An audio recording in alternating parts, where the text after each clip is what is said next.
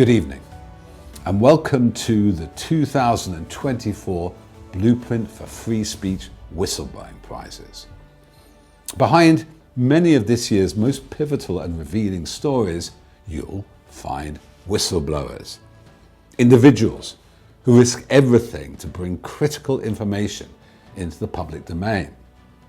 This year has underscored, once again, how essential their courage is. Whistleblowers stand up against corruption, injustice, and secrecy, often at immense personal and professional cost. Since 2016, Blueprint for Free Speech has been honouring these brave individuals with these prizes to not only recognise their invaluable contribution, but to provide meaningful support for their ongoing fight for accountability.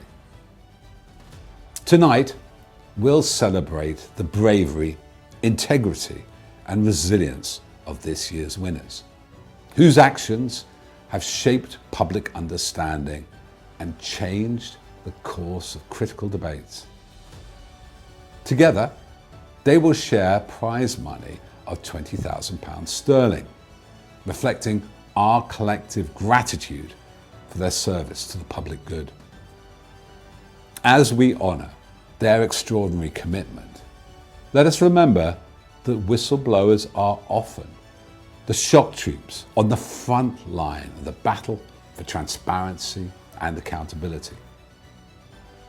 So join us now as we spotlight their incredible stories and their unwavering pursuit of the truth.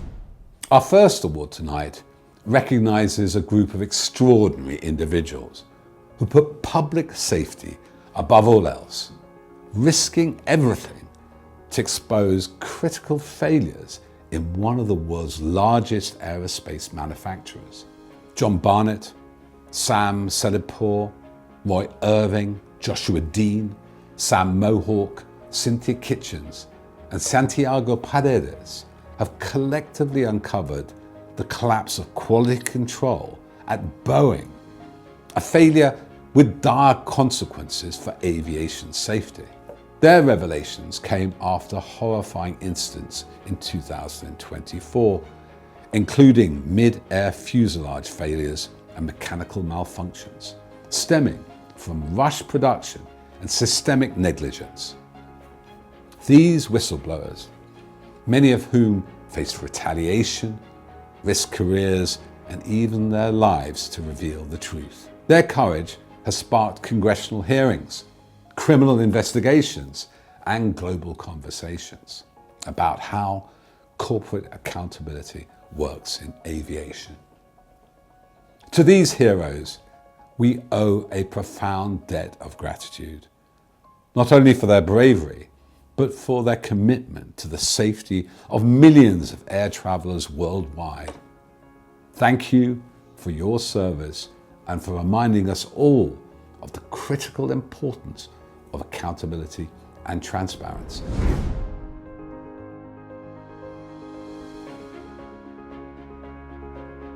Brian, we're incredibly grateful for your time today. The first thing I want to ask you is, based on the communication that you've had with your clients, what do you think motivated them to speak out and blow the whistle for the first time? People of integrity, and they had a conscience that would not let them stand by and allow things to go on that should not go on, and they were concerned about the safety of the flying public. And can you describe some of the specific safety concerns that were found? The common thread between the aviation whistleblowers is that they were complaining about quality and safety issues across Boeing and Spirit Aerosystems. They were pointing out issues with defects that were allowed to be passed off, and they were complaining about being pushed to not follow processes and procedures internally. And Brian, what were some of the specific risks that they faced by speaking out and exposing what they saw? Some of the folks were retaliated against by management. Others were terminated and lost their job, had to move on to other opportunities in their career. Two of them lost their lives. John Barnett and Josh Dean. And what impact do you think these revelations have had on the aerospace industry? I believe the ability of my clients to speak out and get the word out, it caught the attention of Congress, resulted in congressional investigations, and there's been an enhanced look to overhaul not only the regulators, the FAA here in the U.S. that regulates companies like Boeing, to take better action and actually regulate the companies, which the director of the FAA recently came out and said that they had been too hands-off in regulating Boeing. And I think it's just brought attention to it across the globe that this company that used to be an American icon manufacturing company had gone to the extent of allowing profits to take precedent over quality and safety and profits over people. Are there any more structural or serious issues still within Boeing? Was this the tip of the iceberg? Boeing and Spirit have a long haul to get back on track to be top-notch companies. They've got a lot of introspection they need to do and a lot of overhaul. They need to really get back to focusing on building a quality and safe airplane rather than prioritizing profits and money and how many planes they can push out the door. They really need to get back to just, if there's a quality issue, stopping the line, addressing it, and not rushing to just get the plane out the door. There's a lot of work that these companies are going to have to do to get back on track, which all of our clients, by the way, they came forward because they want to see the companies succeed. Their mission was not to try to take the companies down. They wanted to, they liked the companies they worked for and wanted them to be back on the right track. Brian, thank you so much for taking the time to speak to us today. And thank you so much for your incredible work. I would like to thank Blueprint for free speech, for recognizing my aviation whistleblower clients this year. John Barnett's family was elated to hear about it. And I think John would have been exceptionally excited to have won this award. Same with Josh Dean. When I told his family, they were taken aback and so happy. And I know Josh would have been very happy about winning the award as well. And the same with all of our clients, Roy Irvin, Cynthia Kitchen, Santiago Paredes.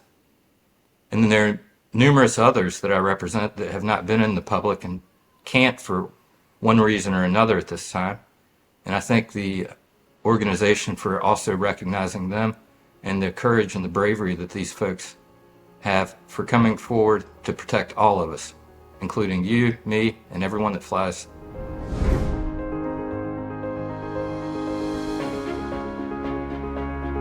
Sam, thank you so much for taking the time to speak to us today. So, of course, you blew the whistle and you were at the Senate committee where you testified about what you saw happening at Boeing. I first want to ask you, what inspired you to speak out and blow the whistle for the first time? I believe that the tipping point for me was the criminal activity that I noticed within Boeing. They were actually trying to commit fraud on the FAA, hiding the fact that we were losing parts. They didn't want to tell the FAA the amount of parts that were missing. And at the same time, I would see our CEOs go on to like a lot of like Fox Business or business programs saying that quality and safety is number one. In reality, I'm in there where the, rubber meets the road, and in reality, people are ignoring the fact that we had a serious problem. So, well, of course, you mentioned in your whistleblowing that actually there were defective parts that were hidden by the FAA.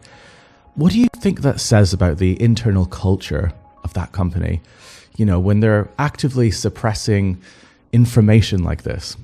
When the senators had reached out to me prior, I was actually working as a confidential informant for the government prior to me coming out publicly.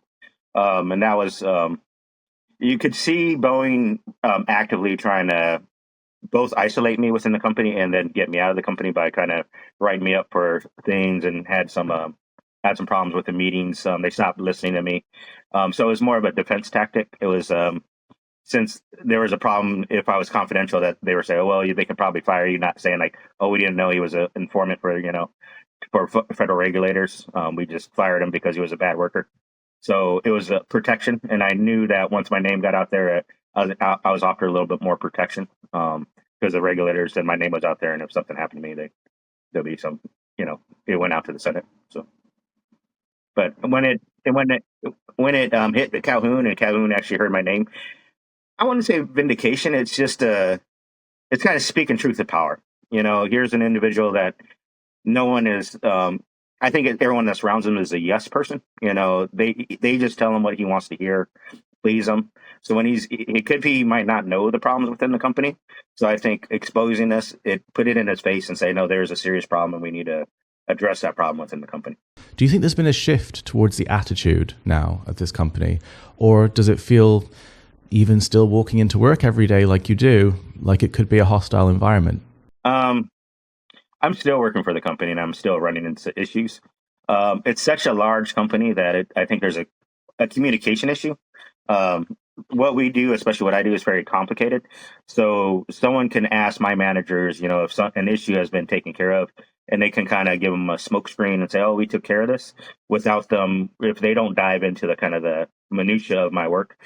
It's easy to hide. It's like, oh no, everything's been taken care of, because everything, when it goes up to upper management, it's all about numbers. So they see the numbers, and when my middle managers can play the numbers game and hide stuff from them.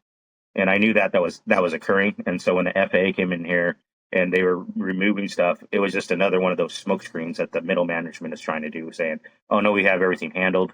There's no quality issues here. And by the FAA letting us know when they're going to do an audit, they do it almost every time they do the audit. It's all of a sudden parts go missing, or I'd get parts that I should have had coming into my crib because they're just floating around in the factory. It's just like this big cleanup effort.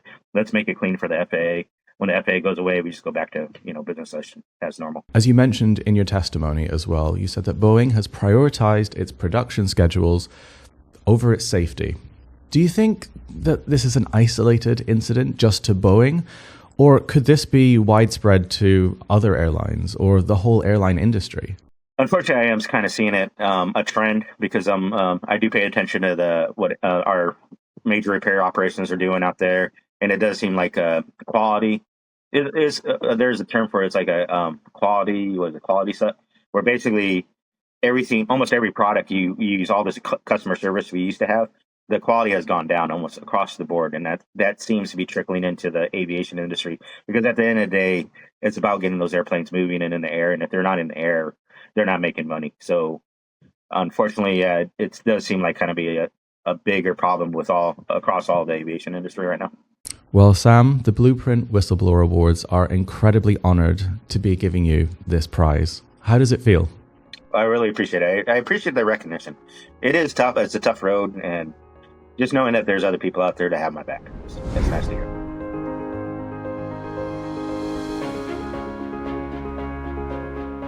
Thank you both so much for taking the time to speak to us today. My first question is, when you look back to that moment that your son decided to speak up against Boeing, risking so much, how does it feel knowing that he chose to fight for what he believed in?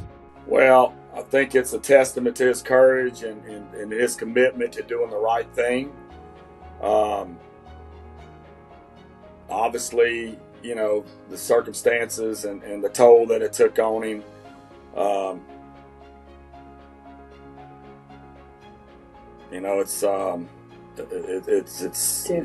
It's very difficult for our family to know that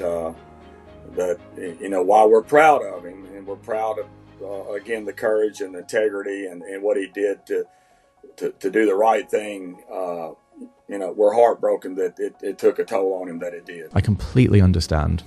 What did John share with you about the pressures and the struggles that he faced as he tried to expose the truth? Did you ever worry for his safety and his well-being? I would say he never worried for his safety, but obviously he was a 30-plus year of a company that he was very proud to work for. And then just being a whistleblower, again, the pressures and the tolls that those take. And then it went on for many, many years of trying to, get an outcome that he felt comfortable. In other words, that they fixed the problems that he had identified when he was at Boeing. Well, John's actions by speaking out have revealed incredible dangers and risks that could have cost countless more lives around the world.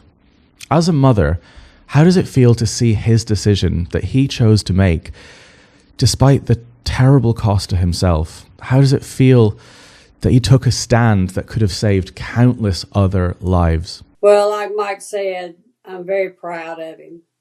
I'm just heartbroken that the toll it took on him. That if they would have fixed the problems from the beginning, we would not all be going through this. But I'm very proud of my son. He stood up for what he believed. He was just trying to do his job, a job that Boeing had taught him how to do. And in the long run, we lost a son and a brother. And we're very confident. And we're very confident that that the actions he took and the things that he did likely saved a lot of lives in the future. What was he like at home, as a son and as a human being? He was a lot of fun. He's always laughing and joking and always there to help the person who was down. You couldn't tell him a sad story because he was there to help. He's always been that way, just trying to help his fellow human beings.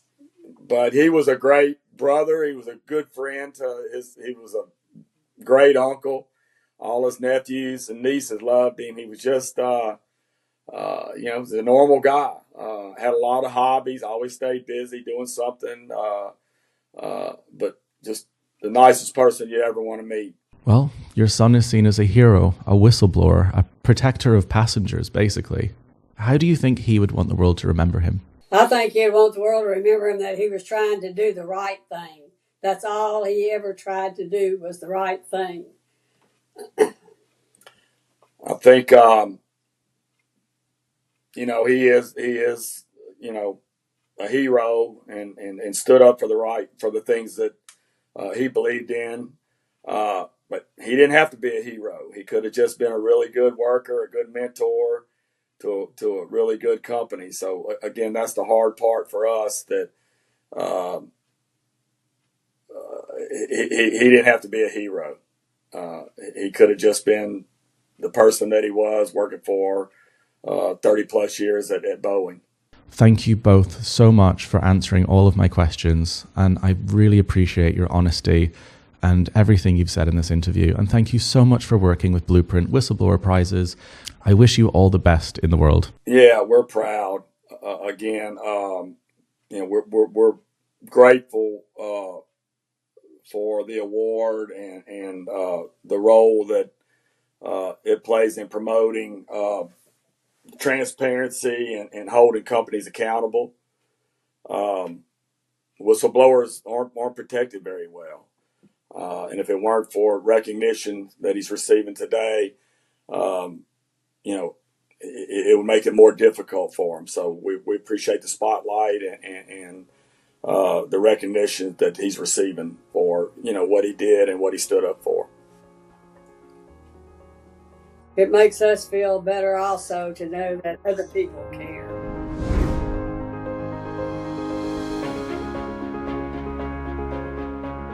Sam, thank you so much for joining us today. The first question I want to ask is, when you first noticed shortcuts, the ones that were taking place during the production of the 787 Dreamliner, did you realize immediately how dangerous those decisions could have been? Or was this a gradual realization? No, I realized when I realized what they are doing, it's really obvious, the problem. And I brought it up to their attention right away. But unfortunately, they kicked the can down the road, and they would just eliminate me. And, they set me up so that I can meet with the same guy who created the shortcut. Obviously, you're not going to get a reasonable answer from him. And after a few rounds with him, we never got anywhere. I complained to my managers, different people. For 2.5 years, I worked on this, and we never got anywhere. And these problems you have to realize that they are safety and quality concerns of the airplane. So And what went through your mind as an engineer when you saw those critical safety oversights? I come from the space shuttle background. I don't know if you recall the Challenger explosion where we lost the teacher because of the O-ring problems. In that episode, we saw that they were overlooking 78% of the time. The spare was being used 78% of the time, and that's critical. If you're going with your car from point A to point B and you have to use your spare 78% of the time, that tells you that the design is deficient. In this one, what they were doing, initially I didn't realize how much force they are putting, but the amount of force that they were applying, it was significantly higher than what I have seen in the past. We talk about 5 to 10 pounds, when later on I calculated the force, it was over 900 pounds, of force that they were applying during their measurement. And that doesn't make sense that you apply the force during the measurement. You apply very small force so that you don't deform during your measurements. If you deform, you already defeated your purpose of measurement. And that was the problem on this one. They were applying so much force that there was no gap left for you to measure. Then when you let the force go, the gap would come back, and then you had to use your normal fasteners to close this gap that it was left without being shimmed. And that would reduce the capabilities of your fasteners. And that's a significant major problem in the joints. So for these guys to just take a shortcut like that and don't look at it, it is significant. So, looking back when you raised your concerns with management and you were met with instant threats of dismissal, how did that shape your experience in deciding to come forward? Pretty much completely alone. As a matter of fact, my lead engineer, he was not letting me even take pictures of the defects, telling me, I don't want you to take this to FAA and this and that. He was just preventing me from even doing my basics job.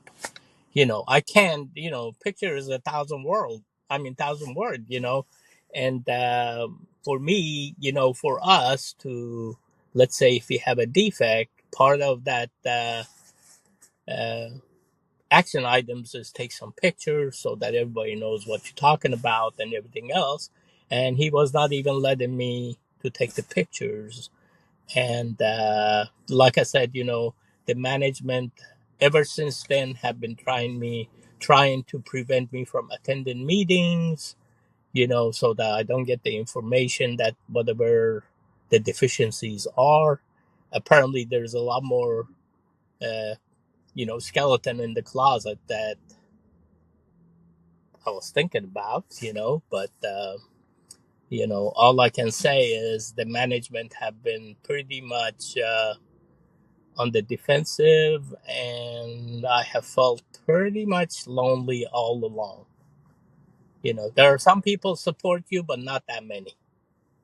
I want to ask what it feels like to see such a respected company, Boeing, make decisions that could actually endanger people's lives as significantly as this. Trust is one of the most important things, and the reputation. And I think these people not only have lost the trust of the flying public, also these shortcuts, it may seem like, it's saving some money right now, but on the long run, it does not pay, especially when you're talking airplane and airplane safety and quality. It's not like a car. A car, if you have a, let's say, engine problem or some type of problem, you can always pull to the side of the road. With the airplanes, you're going to have to descend over 30,000 feet before you can pull to the side of the road. So it's a different ball game.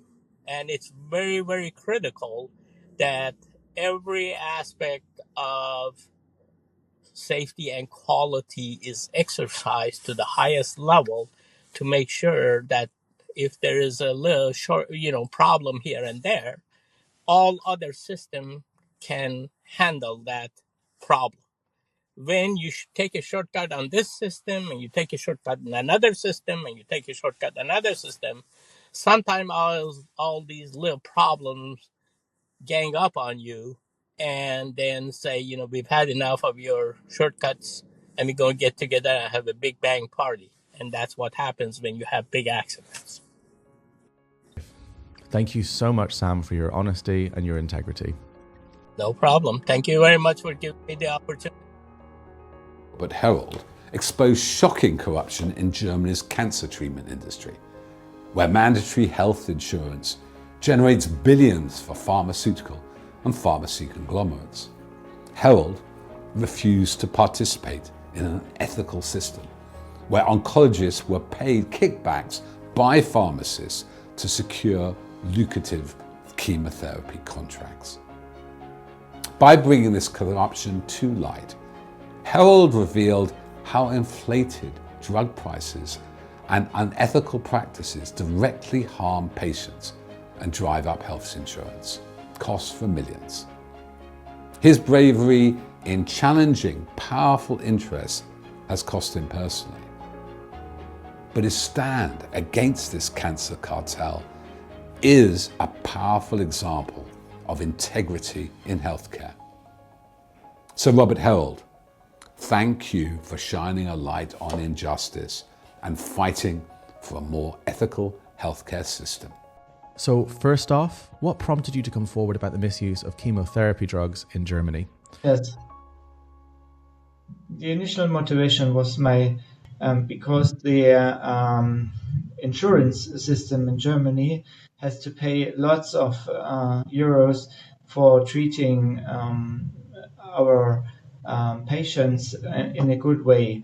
And I realized that the costs always get more and more.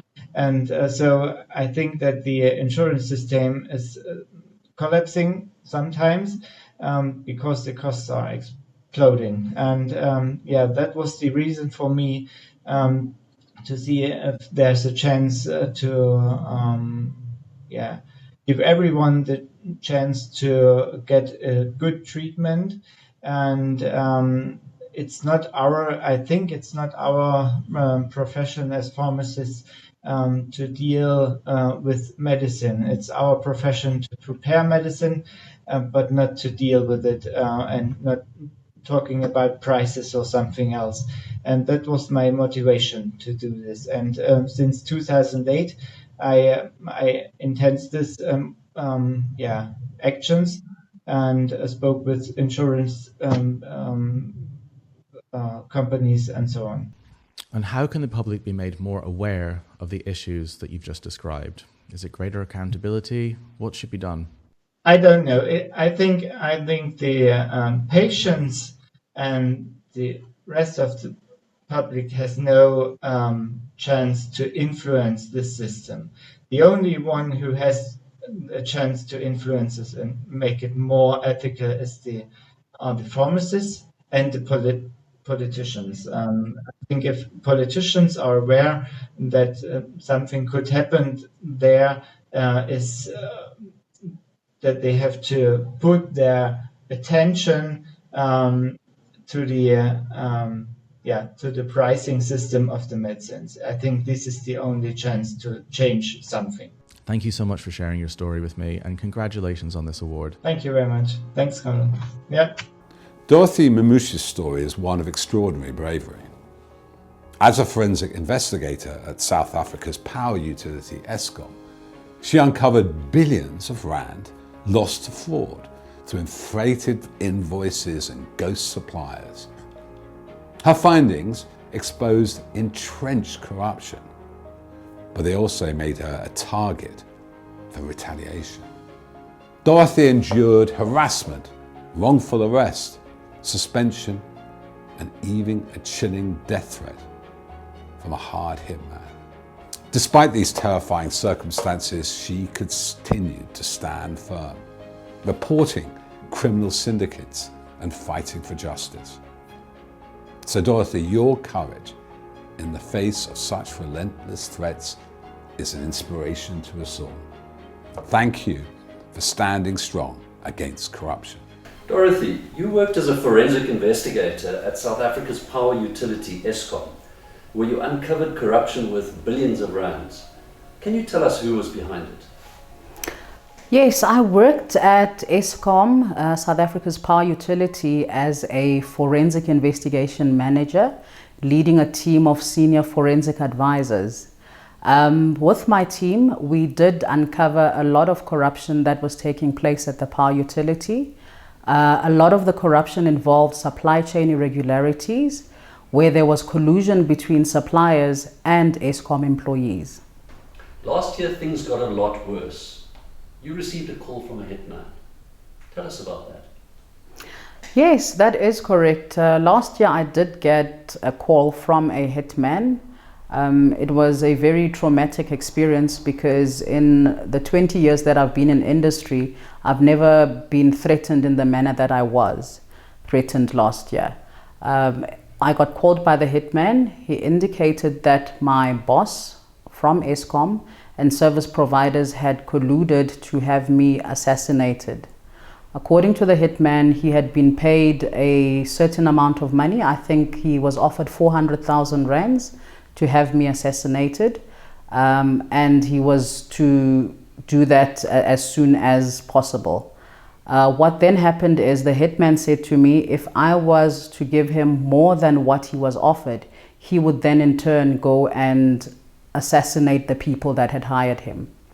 Now, for me, I felt threatened, and I also thought I cannot be negotiating with someone who is an assassin. It's not the space that I'm in.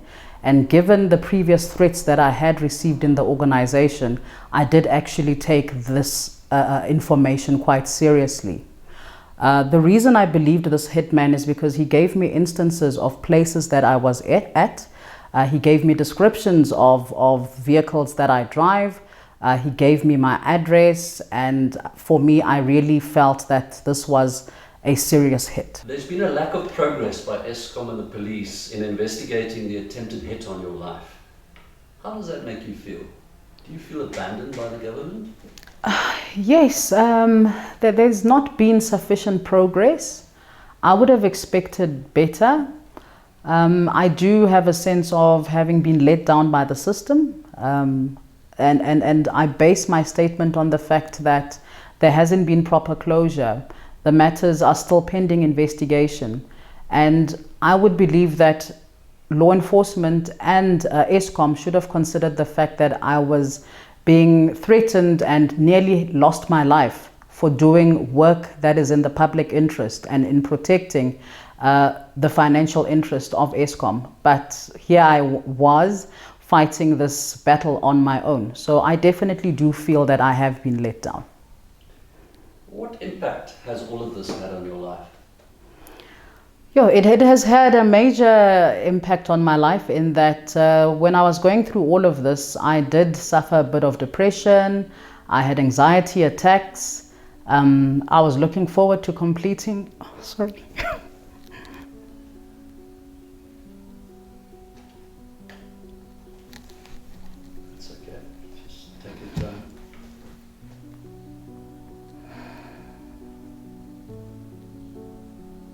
Sure, I never thought this would come back, sorry.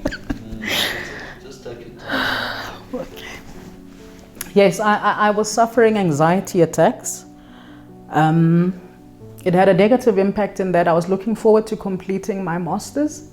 And because of the anxiety, I was unable to concentrate on finishing my master's dissertation. And also the fact that there's a hit on you. You don't even know who's behind the hit.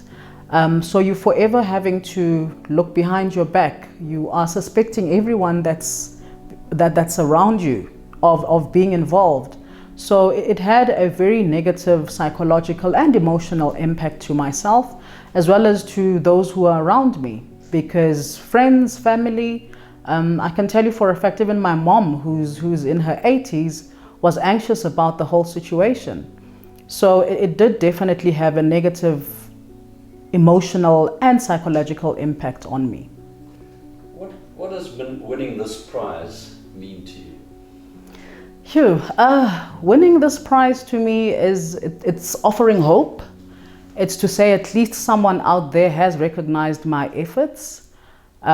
Because I'd want to be honest that when I was going through all of this, I did indeed feel isolated and I did feel alone. I have suffered as a result of blowing the whistle. And I've had to suffer condemnation from society and other people, because there were some people who thought, is she actually being truthful about what has happened to her? So yeah, it was quite difficult. So winning this is really something that I consider to be good recognition, and I'm hoping that this will also encourage future whistleblowers to never give in to intimidation. Our next award goes to Mabusa Nkobo, who faced life-threatening danger to expose corruption in the eThekwini municipality in South Africa. As a whistleblower in a major case involving a former mayor and senior officials, Nkobo survived multiple assassination attempts and endured constant threats to his safety and to his family. Despite the risk, Nkobo's testimony has been crucial in a high-profile trial that seeks to hold corrupt leaders accountable. His commitment to justice, even at great personal cost, is a testament to his unwavering integrity. Mabusa, your courage and determination inspire us. Thank you for your service to your community and your country. You were called as the first witness in the high-profile trial of the politicians who you were investigating. Shortly after you testified, you had a mysterious accident. Can you tell us about it? Yeah. Look, it was a terrible experience, but unfortunately something that I don't think I'll be able to explain. Obviously, it was also because in fact, not besides this mysterious car crash. I remember a couple of instances when I was at court. I just got sick, and the case had to be remanded, to be adjourned a couple of times, because whenever I got to court, I would get sick. Sometimes I would have like a running stomach or headache. I don't know what was happening. And then later, when I was driving, then actually something mysteriously happened. I had this terrible, car crash. And unfortunately, I can't explain how it happened. Even now, I don't know how it happened. It's just actually, it's something that I don't know how it happened. It was something terrible. What suspicions do you have about who was behind these incidents? Look, we live in Africa, This is Africa, and we even though I'm a Christian, but we live in, like I say, we live in Africa. We hear stories that actually certain things can be used. There's a word called muti, which stands for, when people use, look, I'm not into the space, but you end up believing that maybe certain things were used for this to happen. But I don't think I'm qualified to answer how it happened. But like I said, that it's difficult to say who do I suspect, because I'd be as if I've got any type of evidence, But once again, the unfortunately car crash happened when I was busy actually with the case, and obviously I was busy with my testimony, and obviously then that's what happened. What happened after that? The death threats on my life intensified, and there was I was getting tip-offs from various people, and I remember there was even the letter, I think it was about 7-page letter that I received, obviously, which was very threatening. I think even that letter was even saying that I was going to be removed or I was going to leave my position or eliminated. The letter was even mentioning who was going to take over once I've left. So there were a lot of information which was coming to my attention that obviously I'm no longer needed actually in that position.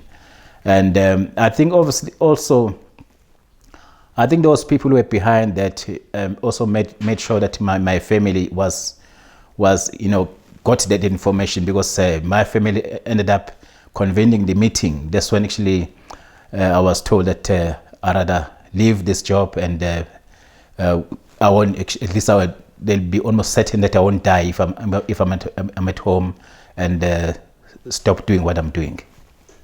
What was the final trigger that made you quit your job?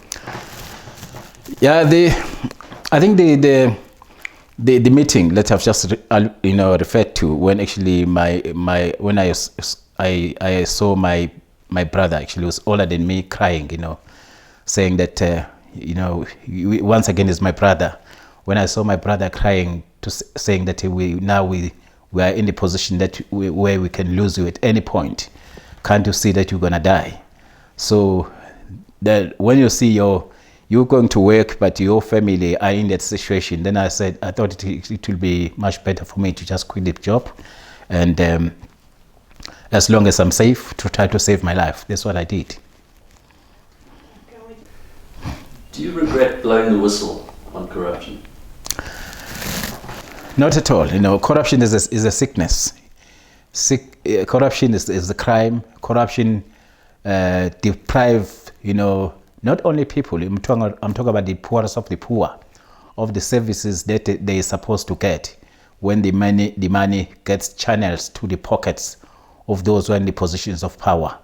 So obviously, I don't regret doing the whistleblowing, and I will do it actually even in the future when I get another opportunity, because at least when we do what we do, the community out there, especially the poorest of the poor, you talk about the unemployed, the elderly people, they will have confidence that we do have people who still want to make sure that the services, I'm talking about services from the government, go to where they're supposed to go, instead of money being channeled to the pockets of those who are in the positions of power. So could you tell us, what does winning this prize mean to you? Winning this prize means, actually I've got no words to describe. It means a lot to me, and not only to me, I would say to all of us as whistleblowers, because obviously this is not an easy job. It's a very difficult job. We even get attacked. We lose our employment, as the case with me. In terms of even people lose their lives. And so to be recognized for the efforts that you make to fight the scourge of fraud and corruption, which is a sickness, not only for the country, in the entire world. Now to be recognized for this, look, for me, like I say, it means so much, and I've got no words to describe it. But I think actually, as a country, talking about my country now, South Africa, I think there's a lot that the country has to learn from. Look, I'm getting this recognition from the Australian-based non-profit organization, and look, I'm not saying that the South Africans don't appreciate what I'm doing, but I'm being recognized by not a South African company organization, which now says something different actually about us as a country. I think there's a lot that South Africa has to learn as far as the protection of whistleblowers, recognizing whistleblowers, and the situation relating to the work that actually whistleblowers do is not an easy thing. Now to be recognized once again, it means so much to me. I'm so grateful. Sarah Kitchell transformed Uganda's netball federation, implementing reforms that exposed corruption and empowered athletes. But her courageous stand against powerful interests came at a steep price. Sarah faced threats, false accusations, and imprisonment for her efforts to protect public funds and fight back against corruption in sports. Despite relentless intimidation, Sarah's remained steadfast, fighting for justice and refusing to be silenced. Her bravery underscores the power of standing up for what is right, no matter the obstacles. Sarah, we honour your resilience and your dedication to creating a better, more transparent future for sports in Uganda. Sarah, my first question to you is, what motivated you to speak out for the first time? My conscience was telling me what is happening is not right, and I had to do something to stop it. As a leader, I felt I had a role to play into that. Because imagine, I've been a leader in Uganda, I was a councillor at the district level, I was a member of parliament. If someone can really try to do that to me, someone that has been a leader up to that level, then I imagined what other Ugandans could be going through. I was like, no, I must do something to end this. And I must do something to fight this on, such that probably the public will know, and these guys will have to stop this. Could you describe some of the details of the mismanagement and corruption in what you saw? A lot of things were going wrong, and all people were seeing it, but they were really fearing to say it out. But if I may briefly tell you what exactly happened. Most people talk about accountability, but it was more than that. Yes, there was a lot of demands for kickbacks, like they give you less and they force you to like you withdraw the money from the account, then you give them part of that money, or if you don't allow that, they withdraw or they request for more money from government coffers, then they give you less, but you sign for much more money when accountability time comes. So, but also there were so many other challenges. For instance, team selection. You invite players in the camp, they train, there are many, like 45 of them. You keep on trimming the team, reducing, you get those who are weaker, you let them go. But at the end of the day, when it is a week or 4 days to travel, then they start bringing their relatives. Someone says, those big officials, they bring their relatives, they bring their girlfriends, they bring their daughters, to me, that wasn't fair. It wasn't fair at all for these girls that had given in their time, trained and did all that. That also made me hated. I was looked at as someone who was a wiseacre, somebody who was pretending to be knowing it all and all that. Another challenge that we had also, or something that I also felt was not right, was the issue of policy. We didn't find any single policy in the federation. No financial policy, no safeguarding policy for players, no national team selection, how it should be selected and all that, no whistleblowers policy. There was no single policy. So we came up with policies. As executive, we agreed we need to have these policies in place if we are to be accountable anyway. Because accountability is not only about funds, also results. You're given this much money. You've traveled and these people have been training. What are the results? And why are the results bad or good? Where do we need to improve? All those issues. So we agreed as executive that we must put policies in place. What changes do you hope that your actions will inspire in the future? Oh, okay. First of all, my actions have already inspired so many Ugandans, so many. When you look on what is happening in Uganda right now, in every federation and every sector, however much they have tried to oppress me, to scare the rest of the federation leaders. But what I did has already inspired. Even players right now can fight and for their rights and speak loud on whatever goes wrong. So I hope that my actions will motivate more Ugandans to stand up and fight against corruption, to stand up for the truth, and to stand up and do the right thing. Not only in the Uganda Netball Federation, but also in other sectors, public sectors, even in private sectors. What advice would you give to other people in similar situations than you were in that want to expose corruption? My humble advice to them is that we all have conscience. We all know when we are doing right and when we are doing wrong. My message is simply to encourage them. We cannot come out of this. We cannot overcome corruption unless we choose to stand by the truth. This issue of taking us to Luzira, harassing us here and there, threatening us and threatening to kill us and all that, there are those that have died and they have not been threatened before.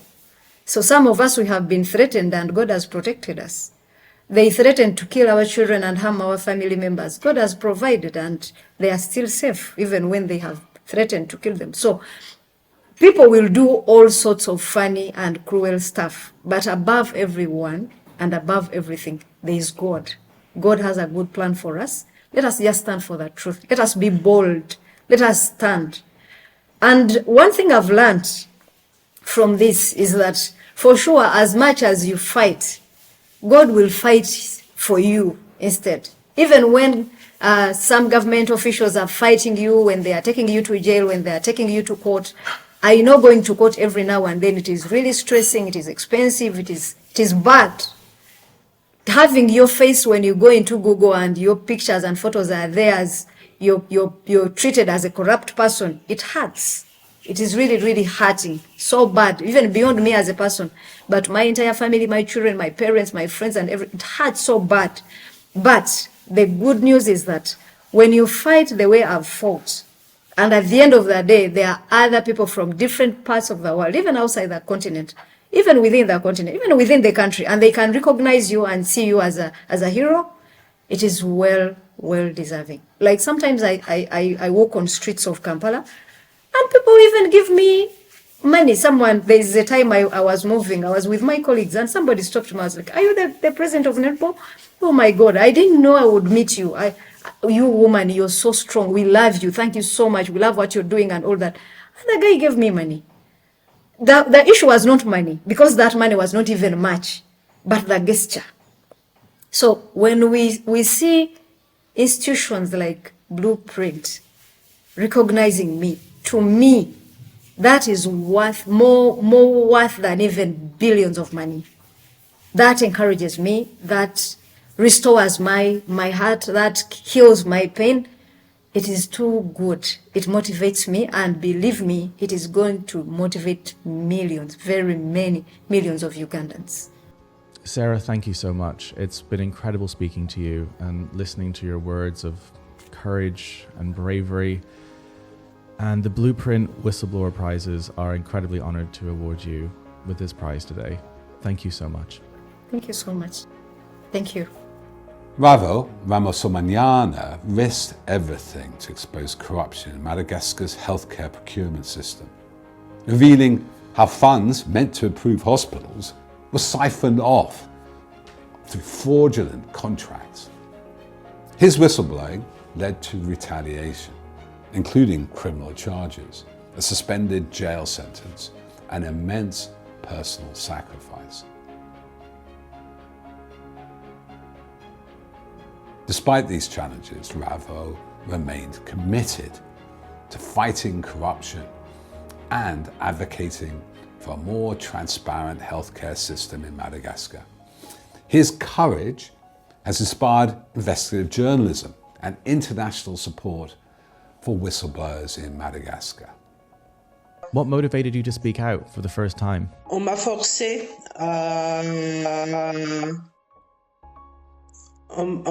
forcé à établir des dossiers plein d'irrégularités, quoi.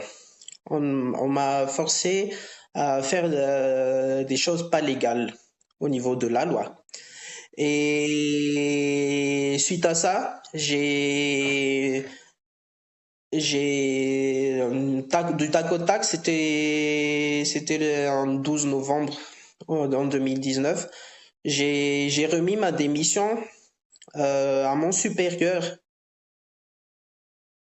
J'ai remis ma démission à mon supérieur qui était la directrice, la personne responsable des marchés publics au sein du ministère de la Santé publique. C'était vraiment pour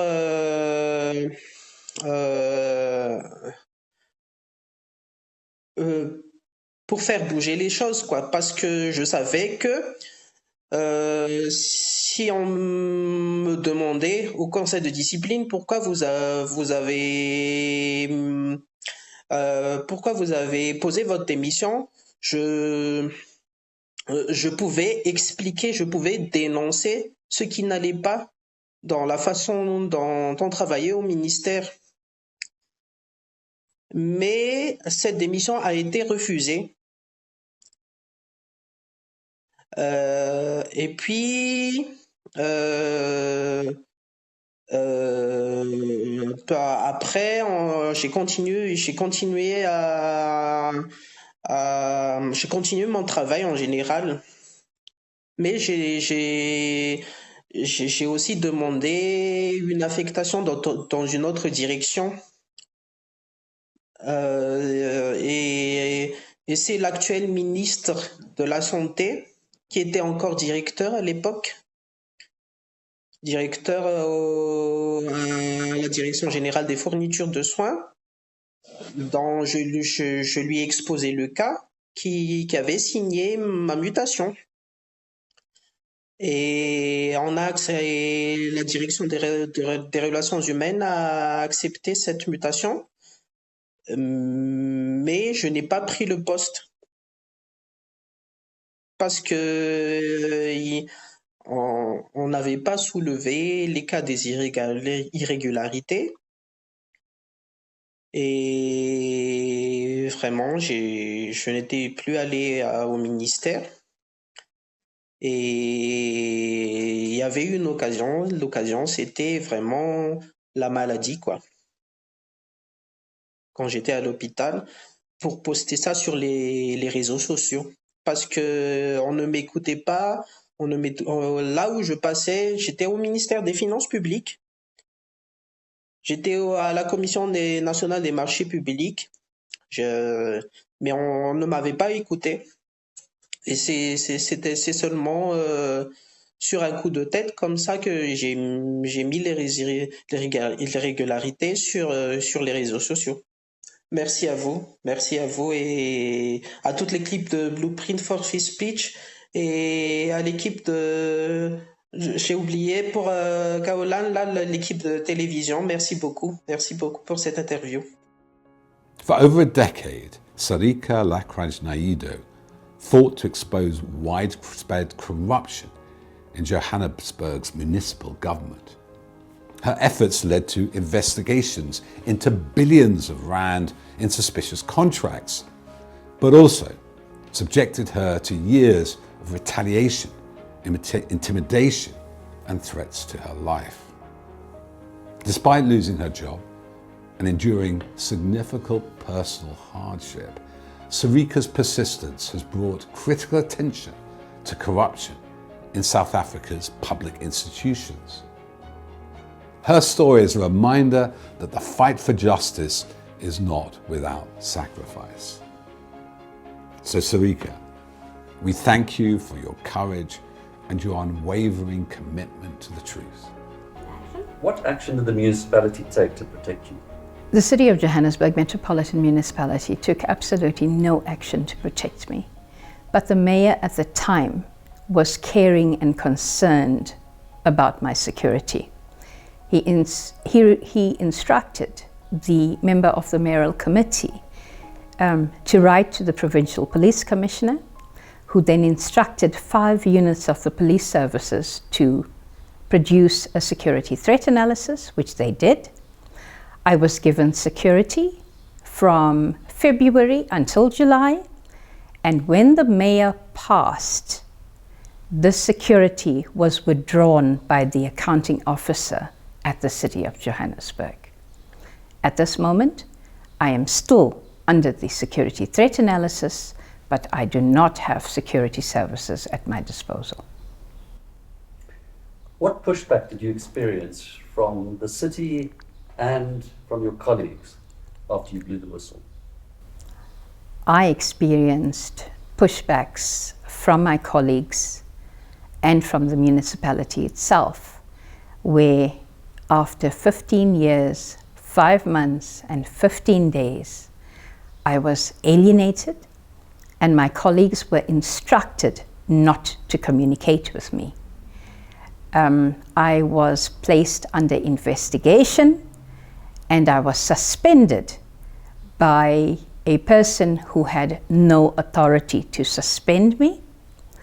And I was made to feel as though I did not belong, and my passion and my purpose in terms of saving lives and property was compromised. And so was my earning potential at the time. Sarika, what does winning this award mean to you? Firstly, I would like to thank the international community, Blueprint, for acknowledging my little contribution to place the looting spree at the City of Johannesburg Metropolitan Municipality in the international media space. I would like to say that this little acknowledgement does a lot for me in terms of how my adverse experience makes me feel at this time.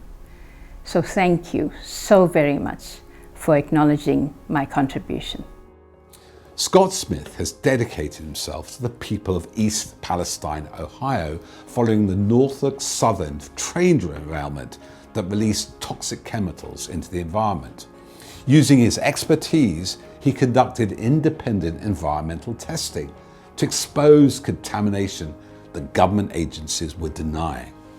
Despite harassment, surveillance, and attempts to discredit his work, Scott has fought tirelessly for transparency and justice, spending his own resources to support affected communities.